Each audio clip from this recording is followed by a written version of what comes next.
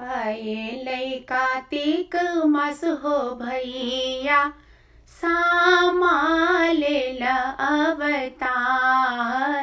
आएलै कार्तिक मास हो भैया, सामा लेला अवतार।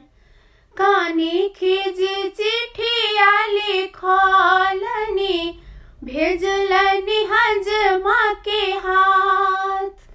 कानी खिजी चिठिया लिखलनी, भेजलनी हजमा के हाथ।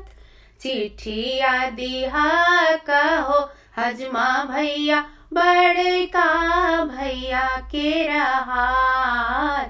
चिठिया दिहा कहो हजमा भैया, बड़का भैया के हाथ।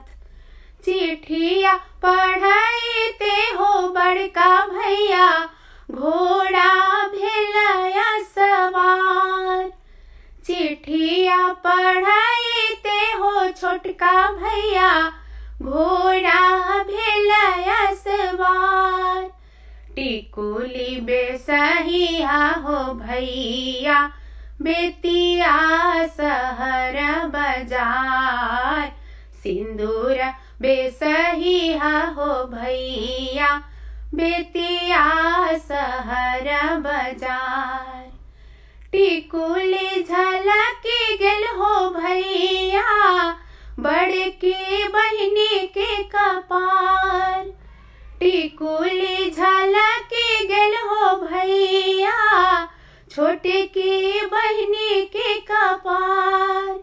सिंदूर झलकी गेल हो भैया, आई हब भौजी के कपार।